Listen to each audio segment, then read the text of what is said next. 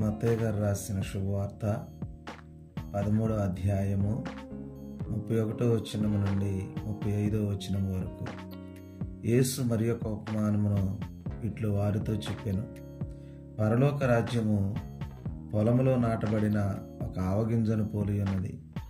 అన్ని విత్తనముల కంటే అది చిన్నదైనను పెరిగినప్పుడు అది పెద్ద గుబురై వృక్షమగును.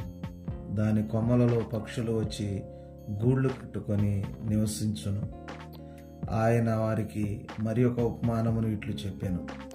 ఒక స్త్రీ పులిసిన పిండిని 3 కుంచెముల పిండిలో ఉంచగా ఆ పిండంతయు పులియబారెను.